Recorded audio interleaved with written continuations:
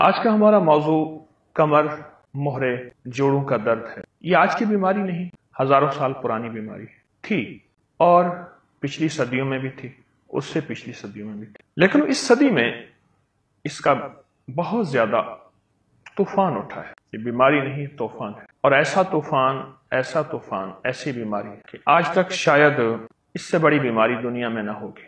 کچھ گنی چنی بیماریاں ہیں، کینسر ہے اور ذہنی امراض ہیں، اعصابی امراض ہیں، ٹینشن، انزائٹی ہے، اور ان میں یہ بیماری بھی ان بڑی بیماریوں میں ہے جس بیماری کو بہت کم آج تک کوئی کنٹرول کر سکا، اور بہت کم آج تک اس کا کوئی علاج کر سکا۔ بہت خطرناک بیماری، انسان کو معذور، مجبور، اور ایک گھر پہ بوجھ، معاشرے پہ بوجھ اور زندگی پہ بوجھ ہوتا ہے۔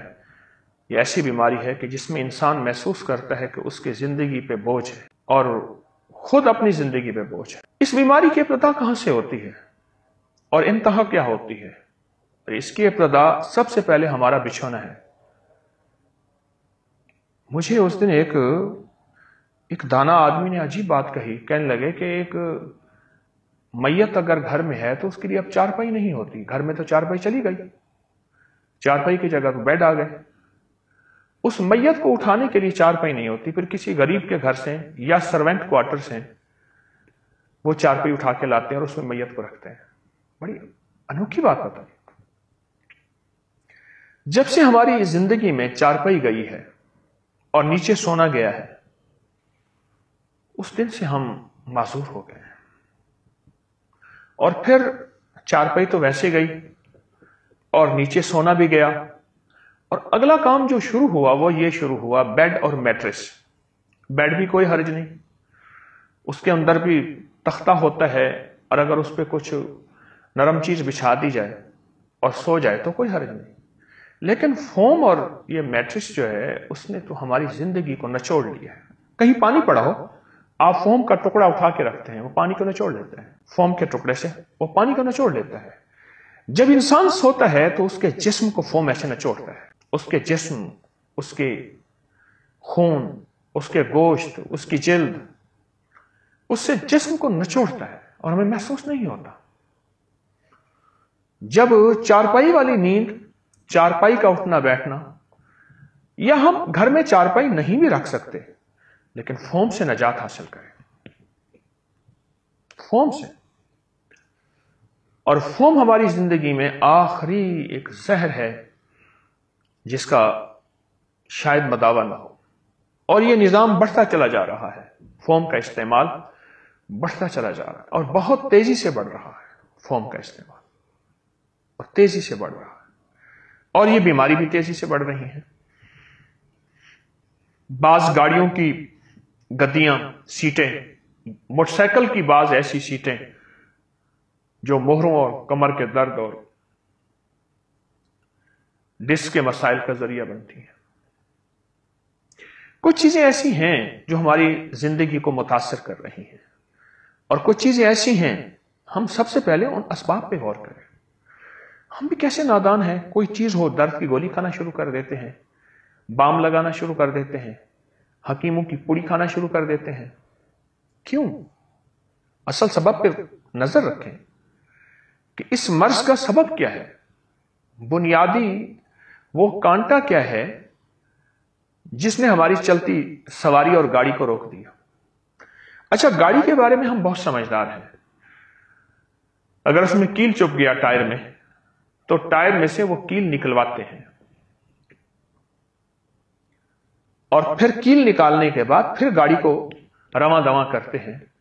ہماری زندگی میں وہ کیل چبھا ہوا ہے، اور ہم گولیاں کھائے جا رہے ہیں۔ کیوں گولیاں کھا رہے ہیں؟ پھر اس کے بعد اور بیماریاں، ایک کے بعد دوسری، دوسری کے بعد تیسری بیماری بڑھتی چلی گئی۔ میرا مشورہ یہی ہے کہ ہم کیس کو پہلے، سب سے پہلے اس کو غور کریں کہ مرض تھی کہاں اور ہے کہاں، اور مرض کی بنیادی وجہ کیا ہے۔ جب آپ مرض کی بنیادی وجہ کو دیکھیں گے اور چیک کریں گے تو پھر مرض کی بنیادی وجہ پہ آپ کی نظر ہوگی، تو پھر ایک احساس ہوگا کہ اصل کیس یہ ہے، اصل مرض یہ ہے، پھر آپ کو احساس ہوگا۔ تو میرا مشورہ ہے سب سے پہلے ایک تو اپنی سیٹ پہ نظر رکھیں جو آپ بیٹھتے ہیں. اکثر بندہ یوں بیٹھتا ہے. اگر یوں بیٹھے کچھ عرصے کے لیے، دن کے چند لمحات کے لیے، دیکھیں میں بیٹھا ہوں، میرا سینہ نکلا ہوا ہے، اور جس کو میں اب دوسرے لفظوں میں کہوں کہ سر اٹھا کے چلیں، ایک سر جھکا کے چلیں، ایک سر اٹھا کے چلیں. چلنے کی بات نہیں کر رہا، میں بیٹھنے کی بات کر رہا ہوں. ہمارا بیٹھنے کا انداز وہ ہماری کمر، وہ ہمارے جوڑ، وہ ہمارے مہرے، اور پھر اس کے بعد پھر لفظ آتا ہے جی L4 L5 L6 فلاں مہرہ ہمارا متاثر ہے. ایک میں نکتے کی بات بتاؤں، قیمتی موتی ہے. اکثر بچوں کو اینک سکول میں لگتی ہے، وہاں روشنی کا 100% انتظام نہیں ہوتا. جب روشنی کا انتظام نہیں ہوتا اور بچوں کو سکول میں 8 گھنٹے 6 گھنٹے 7 گھنٹے ان کو اپنی کتاب پہ نظر رکھنی ہوتی ہے اور باریک لکھا ہوا ہوتا ہے اور اس کو غور سے محنت کرنی پڑتی ہے، وہیں اینک لگتی ہے. اکثر سکول میں اینک لگتی ہے. اسی طرح ہماری بیٹھنے کی، ہماری زندگی کی نشست و برخاست، اٹھنا بیٹھنا، وہ ہماری زندگی پہ بہت اثر ڈالتا ہے. اور پھر سونا، کتنے گھنٹے ہم سوتے رہتے ہیں، اور کتنے گھنٹے ایسی نشست پہ یا ایسے جو ہے بستر پہ سوتے ہیں جو ہمارے جسم کو نچوڑتا رہتا ہے اور ہمارے جسم کو کھینچتا رہتا ہے اور ہمارا جسم چڑھتا رہتا ہے. اس پہ آج تک نظر ہی نہیں.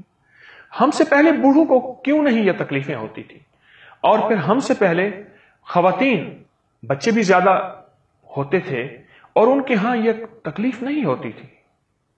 آج کی خاتون تو ایک بچے کے بعد ٹیک کے بغیر نہیں بیٹھ سکتی. وہ پرانی روایتی چیزیں استعمال کی جاتی تھی اور وہ پرانی روایتی نظام استعمال کیا جاتا تھا، اور اس پرانی روایتی چیزوں کی وجہ سے وہ کمر، وہ مہرے، وہ اعصاب اور وہ جوڑ سلامت ہوتے تھے. پھر گھٹنے نئے نہیں پڑتے تھے، سلامت ہوتے تھے. تو میری درخواست ہے اور میرا مشورہ ہے، سب سے پہلے ہم اپنے اٹھنے بیٹھنے کی نشست کو بے توجہ کریں. اب دیکھیے میں سیدھا بیٹھا ہوں، مجھے سانس بالکل سہولت سے آنا شروع ہو گیا ہے، میرے پھیپھڑوں کو گنجائش ملی ہے، جگہ ملی ہے. اب میں یوں بیٹھا ہوں، میرے پھیپھڑے دبے ہوئے ہیں، میرے مہرے جھکے ہوئے ہیں، کمر کی ریڑھ کی ہڈی جھکی ہوئی ہے. میں یوں بیٹھا ہوں، سیدھا بیٹھنے کا انداز.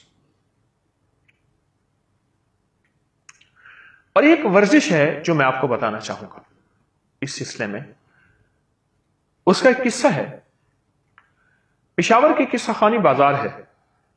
قصہ خانی بازار پشاور کا ایک مشہور بازار ہے، بہت بڑا بازار ہے، بہت پرانا، صدیوں پرانا. بڑے بڑے لوگ وہاں بیٹھ کے، پرانے لوگ قصے سنایا کرتے تھے، تو ٹولیاں بیٹھتی تھیں. تو اس لیے پہلے یعنی ریفریشمنٹ اور وقت گزاری کا انداز یہی ہوتا تھا. قصہ گو لوگ ہوتے تھے پرانے، تو وہ وہاں بیٹھتے تھے. تو پشاور کی قصہ خانی بازار کی تیسری منزل پہ ایک تجاری پڑی تھی سونار کی، بہت بھاری، بہت پرانے وقتوں کی وہ عمارت بنی ہوئی تھی. اب اس کو توڑ کے انہوں نے نیا پلازا بنانا تھا. اب وہ پتہ نہیں انہوں نے اوپر کیسے رکھی ہوگی.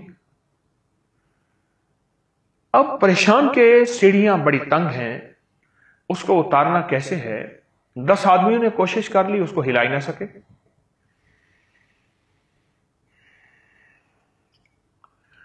آخر ایک صاحب کھڑے تھے، وہ کہتے تھے یہ کام ہو جائے گا. کیسے ہوگا؟ کہا کہ آپ چرسی کو بلا لیں.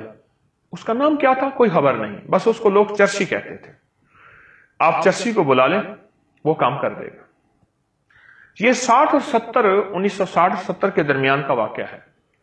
اس دور میں اس نے کہا کہ میں 250 روپے لوں گا، 300 روپے لوں گا اور یہ کام کر دوں گا.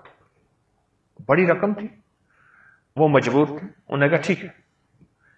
نیچے گاڑی کھڑی تھی، اس میں رکھنی تھی.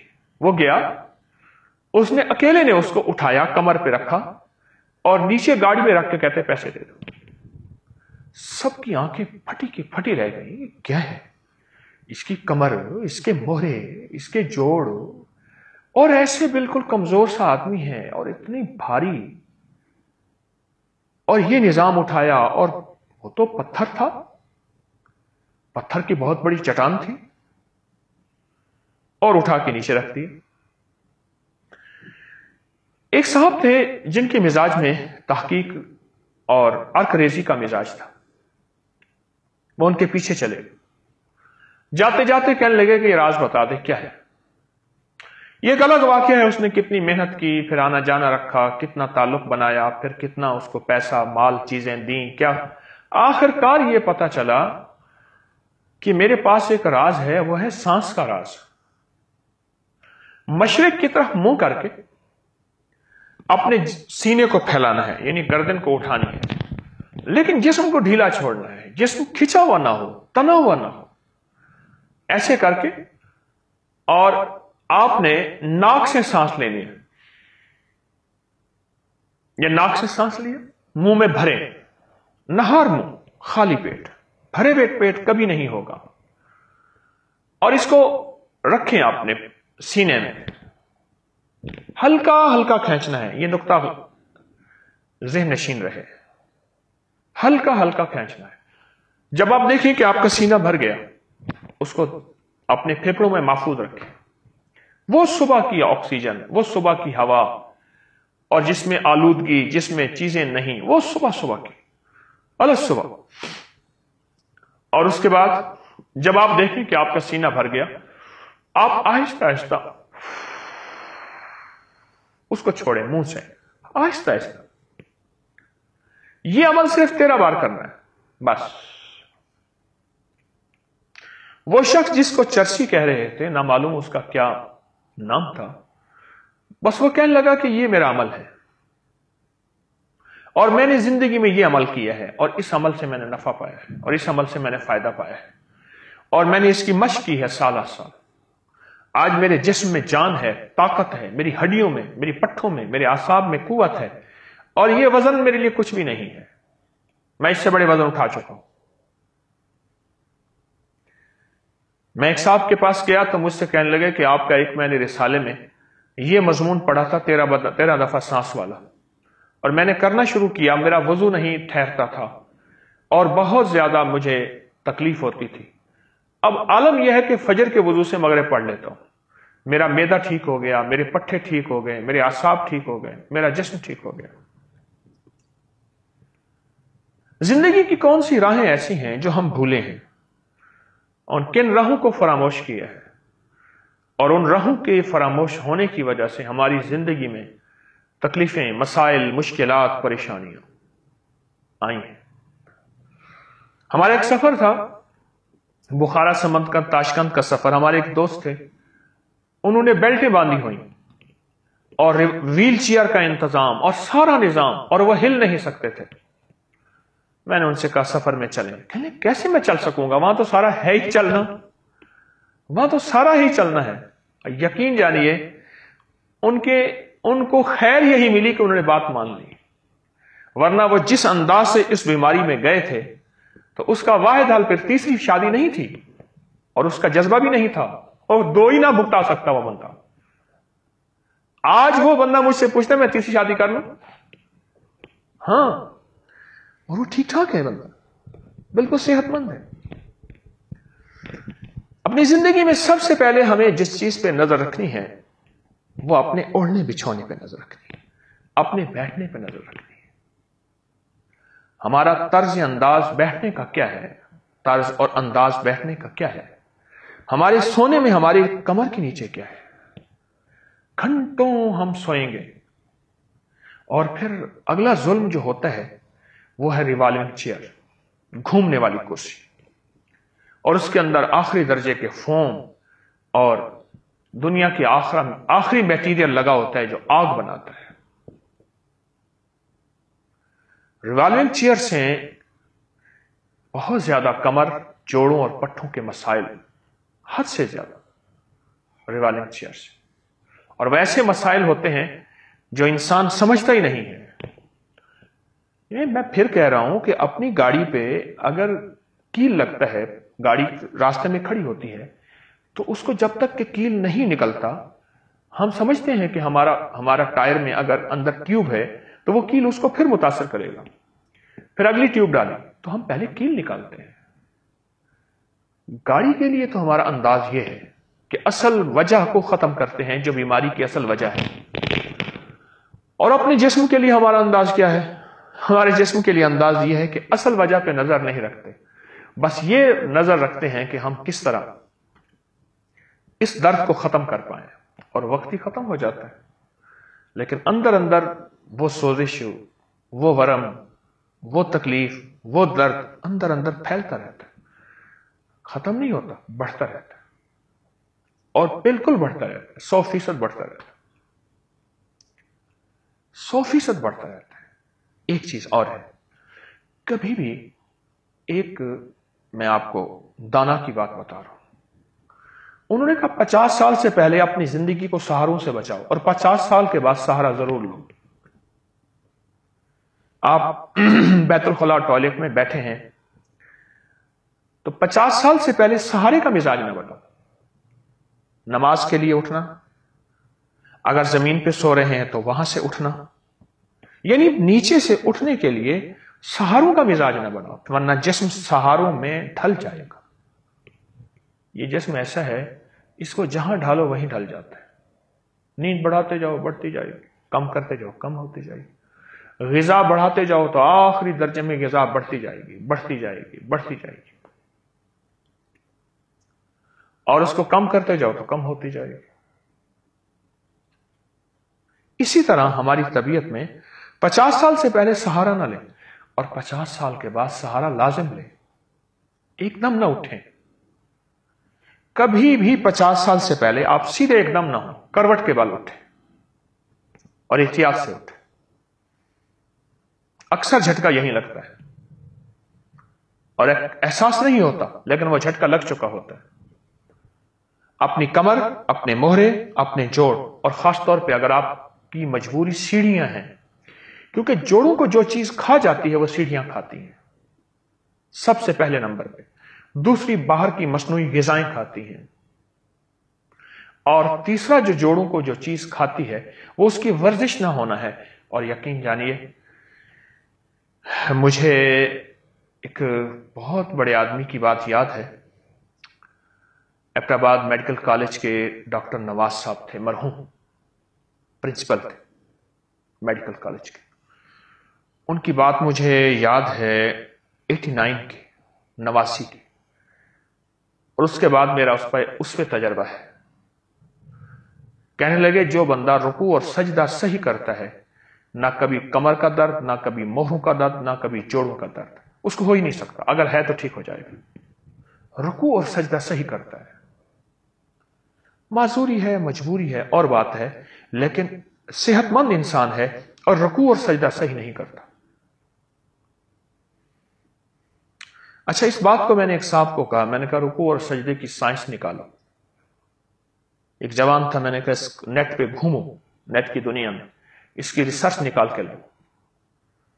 میں نے سمجھا شاید کچھ دن لگیں گے، کہاں دن لگے، وہ نکال کے بہت بڑا پلندہ اس نے میرے سامنے رکھ دیا کہ پوری دنیا کی سائنس رکوع اور سجدے پہ اتنی ریسرچ کر چکی ہے، وہ کہتے ہیں کہ چہرے کو حسین بنانا ہے تو سجدے لمبے کرو، نظر کو تیز کرنا ہے تو سجدے لمبے کرو، یادداشت کو مضبوط کرنا ہے تو سجدے لمبے کرو، اور آپ زندگی بھر چاہتے ہیں کہ آپ کی یادداشت کبھی متاثر نہ ہو تو سجدے لمبے کرو، اور اگر آپ چاہتے ہیں آپ عقل مند ہوں، ذہین ہوں، تو سجدے لمبے کریں، اور وہ سجدہ کریں جو سجدے میں ناک ماتھا صحیح ہو اور ہاتھ صحیح ہو، اور سجدے میں درمیان میں گنجائش کتنی ہو، وہ ہے سجدہ، جس میں کمر کا زاویہ کیا ہوتا ہے اور گھٹنوں کا زاویہ کیا ہوتا ہے اور ہاتھوں کو کیسے پھیلایا جاتا ہے۔ اسی طرح سجدہ، موہروں کا علاج، جوڑوں کا علاج، چال کا علاج، پٹھوں کا علاج، اعصاب کا علاج، اور رکوع، یہ رکوع، یہ ان کا علاج ہے۔ رکوع جتنا مضبوط رکوع ہوگا، صحت مند رکوع ہوگا، صحیح رکوع، آپ کو علم نہیں تو صحیح رکوع سیکھیں کہ صحیح رکوع کسے کہتے ہیں. وہ صحیح رکوع، وہ درست رکوع آپ کی کمر اور موہروں کا خود علاج ہے، اور پھر کمر اور موہروں کو متاثر ہونے سے بچاتا ہے. وہ ہمارا اصل جو رکوع ہے وہ کمر اور موہروں کو بچاتا ہے. پہلی چیز مرض پہ نظر، دوسری چیز احتیاط. احتیاط، کمر، جوڑوں اور پٹھوں کے مریض ہمیشہ اے سی سے بنتے ہیں، گاڑی کا اے سی یا گھروں کا اے سی. اے سی اور کسی سخت کام کے بعد فوراً ٹھنڈا پانی پینا، برف کا پانی پینا. کتنے ملک ایسے ہیں جن کے عوام کبھی ٹھنڈا پانی نہیں پیتے؟ آپ یہ دیکھیں. کتنے ملک ایسے ہیں، صرف چین نہیں، کتنے ملک ایسے ہیں جن کے عوام کبھی ٹھنڈا پانی نہیں پیتے. جو ہمارے ہاں یخوستہ پانی ہے بالکل نہیں پیتے. ان کی زندگی میں صحت ہے، ان کے جوڑ، ان کے پٹھے اور ان کی عمومی عمر. کتنے ملک ایسے ہیں ان کی عمومی عمر جو ہے، عام عمر بندوں کی 80، 90، 85، 100 سال ہے عام. ان کے ہاں بحران ہے کہ ہمارے ہاں بندے مر نہیں رہے. ان کے مطابق ہمارا بجٹ متاثر ہو رہا ہے ملک کا، کہ ہمارے ملک میں عمریں لمبی ہیں. کچھ احتیاطیں ایسی ہیں. ہمارے ہاں والد صاحب رحمۃ اللہ علیہ کے باغ میں ایک شخص آتا تھا، مزدوری کرتا تھا. اس کو جن کہتے تھے. پتہ نہیں کیسے کام کرتا تھا اور سخت سے سخت کام کرتا تھا.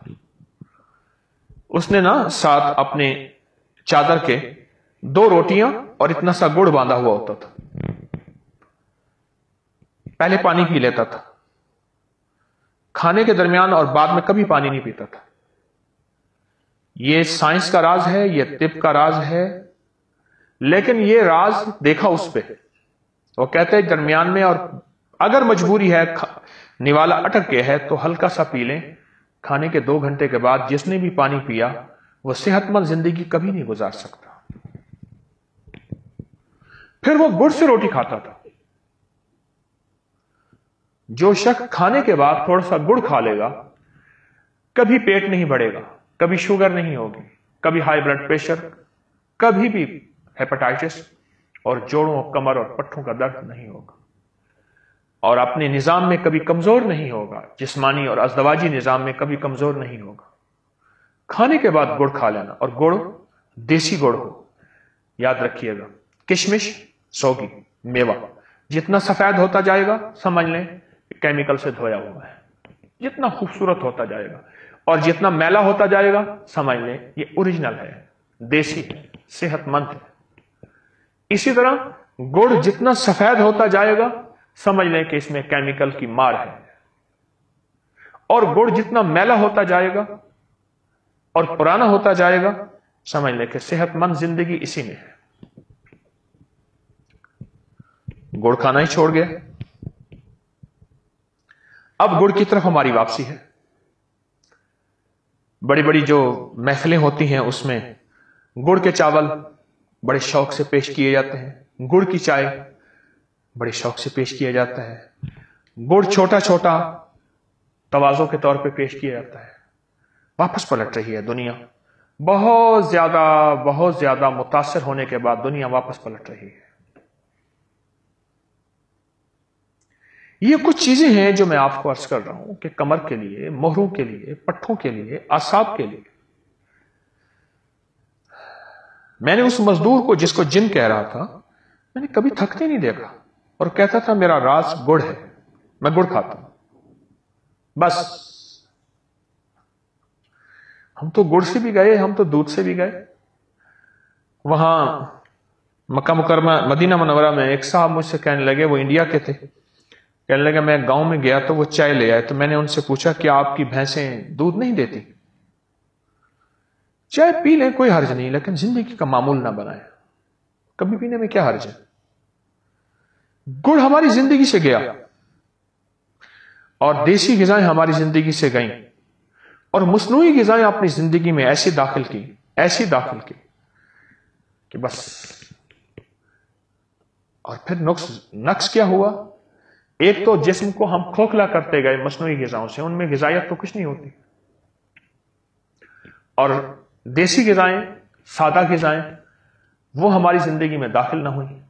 اور دوسرا ظلم یہ کیا کہ فوم پہ سونا شروع کر دیا، فوم پہ بیٹھنا شروع کر دیا، اور فوم کی زندگی میں ہم نے اپنا اوڑھنا بچھونا بنا لیا.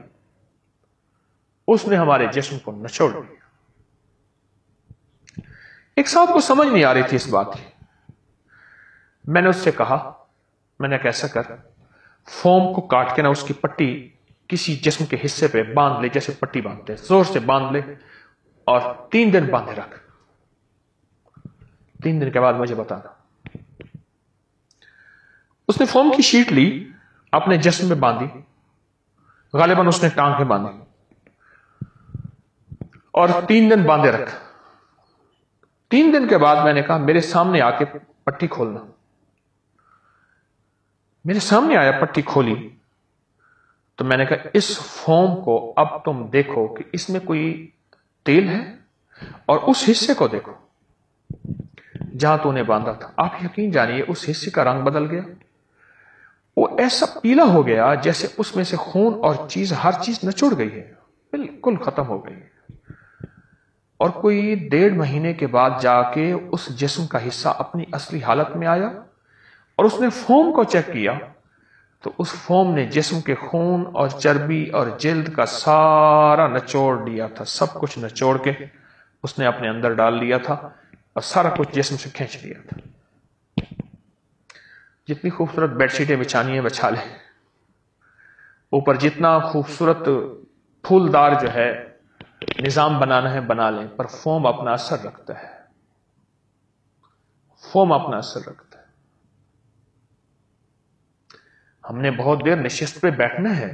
اگر آپ کے پاس ریوالونگ چیئر ہے، کوئی فوم سے بھری کرسی ہے، تو اس پہ بیٹھنا ہے. اور یہی سے بواسیر ہوتی ہے اور اسی سے قبض ہوتی ہے. میرے پاس بسوں کے ڈرائیور، ٹرکوں کے ڈرائیور جو 12 گھنٹے، 14 گھنٹے، 24 گھنٹے چلتے ہیں.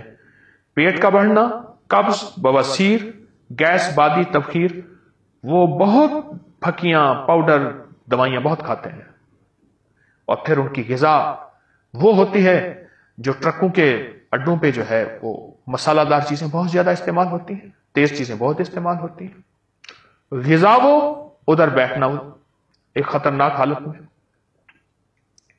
بعض عقل مند آدمی آپ نے دیکھے ہوں گے وہ سیٹوں کے اوپر جو ہے بید کی ایک شیٹ ڈال دیتے ہیں. بید، اور بید وہ ہو جو بانس کا ہو، خالص ہو. یہ ذہن نشین رکھیں، ورنہ ایک اس آپ اوپر شیٹ ایسی ڈالتے ہیں وہ بھی پلاسٹک کی ہوتی ہے، ربڑ کی ہوتی ہے. زہر کے اوپر زہر. ہماری زندگی میں کچھ چیزیں ایسی ہیں جو ہم نے خود اپنے اوپر مسلط کی ہوئی ہیں. حکومتوں کا قصور نہیں ہے، یہ تو ہمارا قصور ہے. پھر ہم سے ایک چیز اور گئی. پہلے کچا انڈا استعمال ہوتا تھا. ایک ہمارے مخلص ہیں، وہ کہنے لگے میرے دانت ہلنا شروع ہو گئے. اب اس کا واحد حل یہ ہے کہ دانتوں پہ تار لگوائیں یا سارے دانت نکلوا کے ایک مصنوعی دانت لگوائیں. ایک دانت ہلا، دوسرا ہلا، تیسرا ہلا، اور ہلنا شروع ہو گئے دانت. پریشان کن بات. بہت اس علاج وغیرہ کیا، اس کے لیے درد کی چیزوں کی گولیاں، کچھ نہ ہوا. کسی نے مجھے ٹوٹکا بتایا کہ ایک کچا انڈا لے کے منہ میں ڈال کے پی جا، 40 دن کر لے. کہا کہ 40 دن کر کے آج سال ہو گیا ہے، میرے دانت پھر نہیں ہلے اور میں ٹھیک ٹھاک ہوں.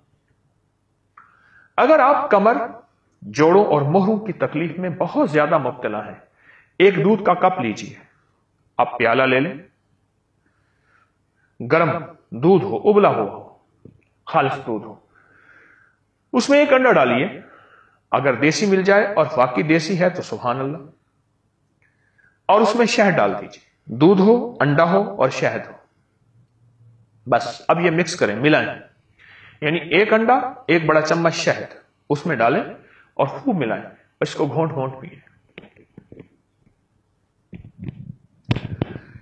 ہمارے ایک پرانے جاننے والے تھے، تجربات کے وہ سمجھ لیں کہ پرنسپل تھے، تجربات کے پرنسپل تھے، میں نے ان کا نام رکھا ہوا تھا تجربات کے پرنسپل۔ بہت تجربات تھے، ان کے مشاہدے کی نظر بہت تیز تھی اور کمال کی باتیں کرتے تھے۔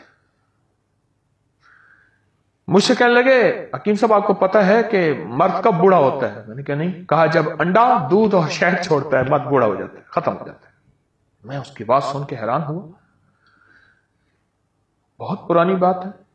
پھر میں نے لوگوں کو بتانا شروع کر دیا، اور جس نے بھی کیا کہنے لگے یہ پرانی ریت روایتیں تھیں ہمارے بڑوں کی، ہم نے چھوڑی اور ہم کہاں سے کہاں گھوم گئے اور گم ہو گئے۔ اور واقعی اسی طرح یہ ٹوٹکا جوڑوں کا علاج ہے، کمر کا علاج ہے، پٹھوں کا علاج ہے اور مہروں کا علاج ہے۔ یہ چھوٹا سا ٹوٹکا تو ہے۔ مجھے یاد ہے کہ میری نانی اماں کی بڑی بہن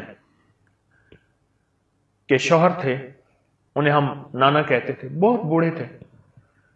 وہ بڑھاپے میں انڈے پی لیتے تھے، ایک انڈا پی لیا، دوسرا پی لیا، تیسرا پی لیا، چوتھا پی لیا۔ ہم حیران ہوتے تھے کہ نانا کیا کر رہے ہیں، بالکل کمزور بوڑھے۔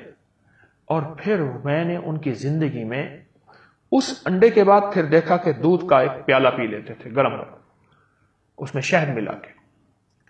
وہ دن اور رات میں قرآن ختم کرتے تھے اور محنت کرتے تھے۔ ان کی نظر بھی ٹھیک تھی، ان کی یادداشت بھی ٹھیک تھی۔ وہ اس وقت میں بچہ تھا،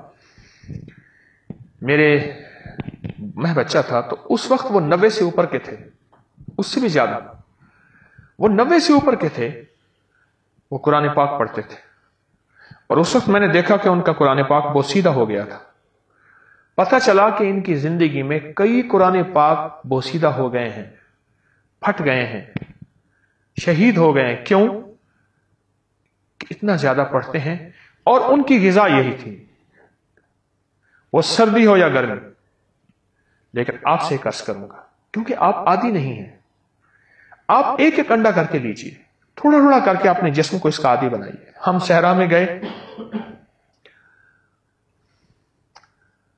صحرا میں گئے تو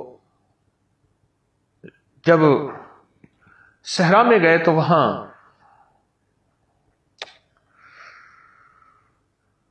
وہ گائے کا دودھ لے آئے۔ میں نے ایک صاحب سے کہا کہ میں نے کہا گائے کا دودھ پی لیں آپ، تو مجھ سے کہنے لگے کہ آپ کو علم تو ہے، میں نے آج تک دودھ نہیں پیا۔ میں نے کہا مجھے تو علم نہیں، آپ پہلی دفعہ بتا رہے ہیں آپ کو علم، کیسے علم ہے؟ مجھ سے کہنے لگے کہ میں نے گائے کا دودھ نہیں پیا، اگر پیوں گا تو مجھے دست موشن شروع ہو جائیں گے۔ لیکن انہوں نے چند گھونٹ پی لیے، تھوڑی دیر ہوئی، آ رہے ہیں جا رہے ہیں، آ رہے ہیں جا رہے ہیں۔ میں نے کہا کیا بات ہے؟ کہا کہ یہیں آ کے آپ کے ساتھ رہ رہے کہ کچھ فطری زندگی، فطری غذائیں اور فطری چیزوں کو ہم نے استعمال کرنا سیکھا۔ ہمارے ماں باپ نے کبھی ہمیں سکھایا ہی کچھ نہیں، ہمارے ماں باپ نے ہمیں یہ زندگی کی تربیت ہی نہیں دی۔ جو زمانے میں ہوا اٹھی ہے کھلانے پلانے کی، ماں باپ نے بھی وہی کھلایا پلایا۔ جو زمانے کا رواج ہے ماں باپ بھی وہیں چلتے ہیں۔ تو میں عرض کروں گا کہ آپ پہلے ایک انڈا، ایک کپ دودھ اور ایک تھوڑا سا شہد، اس کو معمول میں لے آئیں،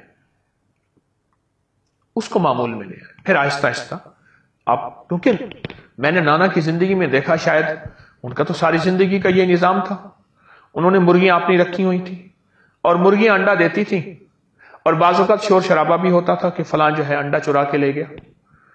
تو ان کی تو انڈے کھانے کا مزاج تھا، ان کی طبیعت کا حصہ بن گیا تھا۔ پھر ان کے لیے گرمی سردی کچھ نہیں تھی، پھر ان کا ایک عمر کا حصہ تھا۔ بہرحال انڈا، دودھ اور شہد، انڈا، دودھ اور شہد، یہ آپ کی زندگی میں حیرت انگیز رزلٹ رکھتے ہیں، نتائج رکھتے ہیں۔ کس معاملے میں؟ کمر کے معاملے میں، مہروں کے معاملے میں، پٹھوں کے معاملے میں، اعصاب کے معاملے میں۔ اس کو ضرور اپنے ساتھ شامل کیجیے۔ ایک اور چیز عرض کروں گا جو کہ کمر، مہروں اور جوڑوں کے لیے نہایت لاجواب ہے، وہ ہے ہلدی اور دار چینی، بس ہم وزن۔ ہلدی اور دار چینی۔ ہلدی پیسی ہوئی نہ لے کبھی بھی، بغیر پیسی لیجیے، اور دار چینی بھی۔ ان کو ہم وزن 50-50 گرام لے لیں، ہم وزن باریک پیس لیں، اور ہم وزن باریک پیس کر اب اس کا 1 چمچ یا آدھا چمچ منہ میں ڈال کے اوپر سے پانی پی لیں۔ شہد میں تو اکثر شہد میں ملا کے استعمال کراتا ہوں، بلکہ میں تو شہد میں ملا کے ڈبوں میں بند کرا کے رکھ دیتا ہوں۔ مثلا 50 گرام ہلدی ہے، 50 گرام دار چینی ہے، تو اس میں 1 پاؤ آپ شہد ڈال دیجیے، 250 گرام، اور شہد ڈال کے اس کو مکس کر لیں، رکھ دیں۔ اب جب بھی استعمال کرنا ہو کہ 2-3 دفعہ چمچ سے اس کو ہلا کے آپ 1 چمچ بڑا یا چھوٹا صبح دوپہر شام یا صبح شام لے لیں۔ پہلے طبیعت کے موافق آدھا چمچ لے لیں، پھر آدھے سے کچھ زیادہ کر لیں، پھر 1 چمچ کر لیں، طبیعت کے مطابق۔ یہ چیز بہت زبردست ہے جوڑوں کے لیے، کمر کے لیے، مہروں کے لیے، اور ڈسک کے مسائل، کمر کے مسائل اور جوڑوں کے مسائل کے لیے، اور پٹھوں کے کھچاؤ کے لیے بہت کمال چیز ہے۔ چوٹ کے لیے ہلدی کا استعمال ہوتا ہے، جوڑوں کے لیے ہلدی کا استعمال بہت پرانی روایت ہے۔ حاملہ عورت کو اس سے پہلے ہلدی ہی استعمال کراتے تھے، اس کے لیے باقاعدہ کچھ چیزیں بنتی تھیں جس میں ہلدی کا استعمال ہوتا تھا، اور اس کا نفع اور فائدہ یہ ہوتا تھا کہ حاملہ عورت دوسرے تیسرے دن گھر کا سارا کام کرتی تھی، اور پہلے دن گھر کا سارا کام کرتی تھی، اور جسم ساتھ دیتا تھا، اور ہر سال بچہ، لیکن جسم ساتھ دے رہا ہوتا تھا۔ وہ پرانی روایتی غذائیں، وہ پرانی روایتی دوائیں، وہ پرانی روایتی چیزیں جو ہماری زندگی میں شامل ہوئیں تو جسم صحت مند ہو گیا اور تندرست ہو گیا۔ اور حیرت انگیز طور پر چھوٹے چھوٹے ٹوٹکے ہیں، لیکن ان چھوٹے ٹوٹکوں میں زندگی بھی ہے، صحت بھی ہے، تندرستی بھی ہے، اور شفا بھی ہے۔ ان چھوٹے ٹوٹکوں میں زندگی بھی ہے، صحت بھی ہے، تندرستی بھی ہے، اور شفا بھی ہے۔ ان چھوٹے ٹوٹکوں پہ خود نظر رکھیں، اور ان چھوٹے ٹوٹکوں پہ خود توجہ کریں، اور ان چھوٹے ٹوٹکوں پہ خود دھیان دیں۔ یقین جانیے احساس ہوگا کہ ہم یہ کہاں چھوڑ گئے۔ ایک اور ٹوٹکا بتاتا ہوں، چھوٹا سا ہے، جو آپ اگر کر لیں تو آپ کو بہت فائدہ ہوگا۔ جب بھی آٹا گوندیں تو اس میں اجوائن اور سفید زیرہ ڈال دیں، اور اسی میں روٹی میں پک جائے۔ ایک تو روٹی کا ذائقہ زبردست ہوگا، دوسرا وہ روٹی ہضم ہوگی، کھانا ہضم ہوگا اور بہترین ہضم ہوگا، اور تیسرا یہ روٹی جوڑوں کے درد کے لیے، کمر کے درد کے لیے، مہروں کے اور کمر کے مسائل کے لیے بہت زبردست ہے۔ یہ روٹی بہت کمال ہے، اس روٹی کی بہت زیادہ تاثیر ہے۔ پھر سنیے، آٹا گوندتے ہوئے خشک آٹے میں پہلے سے اجوائن اور سفید زیرہ، اور ایک چیز میں درمیان میں اور بھول گیا تھا، وہ ہے کلونجی۔ یہ تینوں چیزیں آپ چاہے مکس کر کے ہم وزن لے لیں اور ملا کے رکھ لیں، اور اس کی چٹکی یا چمچ حسب طبیعت وہ آٹے میں آپ ملا دیجیے، اور آٹے میں ملانے کے بعد پھر اس آٹے کو گوندھ لیں اور اس کی روٹی پکائیں۔ اس روٹی کو کھا کے دیکھیں، اور اس روٹی کی تاثیر دیکھیں، اور اس روٹی کا کمال دیکھیں۔ آپ کی طبیعت میں ایک چیز خود اترے گی کہ آپ کہیں گے کہ کمال ہے، یہ روٹی کیا ہے، یہ روٹی کیا ہے، اور اس کے اندر کیا تاثیر ہے، اور اس کے اندر کیا کمال ہے۔ میں نے بے شمار لوگوں کو بتائی۔ میں آپ کو جتنی بھی چیزیں آپ بتا رہا ہوں، یہ وہ تجربات ہیں، یہ وہ مشاہدات ہیں جو ایک پہ نہیں، سینکڑوں پہ نہیں، بلکہ اس سے زیادہ لوگوں میں آزمائے ہوئے ہیں، اور جس نے بھی کچھ عرصہ، کچھ دن، کچھ ہفتے یہ کیا، اس کو فائدہ ہوا، اس کو نفع ہوا۔ یہ فائدہ مند چیزیں ہیں، یہ نفع مند چیزیں ہیں، جو بظاہر ہماری زندگی میں کوئی حیثیت نہیں رکھتی، ہلدی تو جسم کی جان ہے، ہلدی تو جسم کی جان ہے، ہلدی جسم کی جان ہے۔ کیوں؟ ہلدی وہ چیز ہے جو زمین کے اندر ہے، روٹ ہے، جڑ ہے، تو جڑ کو مضبوط کرتی ہے۔ آج میں آپ کو طب کا ایک اصول بتاتا ہوں۔ ہر وہ دوا جو زمین سے باہر ہوگی اس کی تاثیر اور ہوگی، ہر وہ دوا جو زمین کے اندر ہوگی پرورش پائے گی۔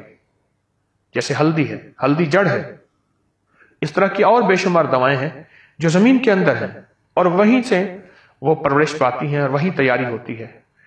ان کی طاقت اور ہے جو زمین کے اندر ڈھکی ہوئی ہیں، جو زمین کے اندر پوشیدہ ہے، ان کو باہر کی ہوائیں نہیں لگی، باہر کی فضائیں نہیں لگی، مٹی نے انہیں سینچا ہے، مٹی نے انہیں سنوارا ہے، سنبھالا ہے، اور قدرت نے انہیں وہیں بنایا ہے۔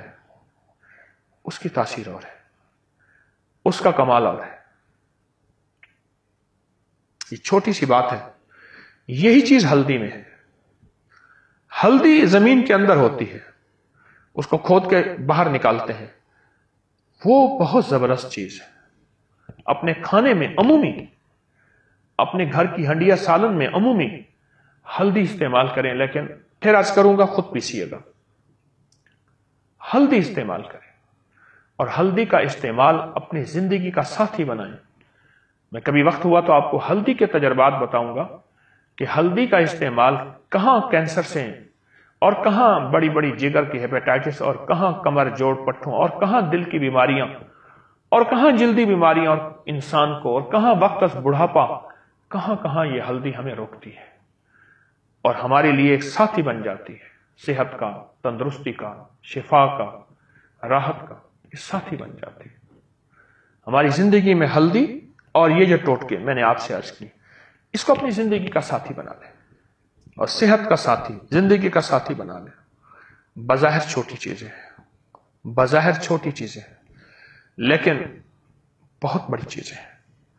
جسم کو فولاد بنا لیں اور جسم کے اندر سچی طاقت اور سچی قوت پیدا کرنے میں ان چھوٹی چیزوں کا بہت بڑا ہاتھ اور ساتھ ہے، جنہیں ہم عام طور پہ کچھ نہیں سمجھتے اور جنہیں میں عام طور پہ ہمارے سامنے اس کی کوئی حیثیت نہیں، لیکن یہی چھوٹی چیزیں ہوتی ہیں جو ہماری زندگی میں بہت صحت مند ہوتی ہیں، ہماری زندگی میں بہت ہی طاقتور ہوتی ہیں اور ہمارے جسم و جان کو راحت پہنچانے میں ان کا بہت بڑا ساتھ ہوتا ہے اور ان کا بہت بڑا ہاتھ ہوتا ہے۔ راحت پہنچانے میں، صحت پہنچانے میں، ہماری طبیعت کو، نارمل زندگی کو بہت نارمل کرنے میں ان کا ہاتھ ہے، ان کا ساتھ ہے، جو چھوٹی چھوٹی باتیں میں نے آپ سے عرض کی ہیں۔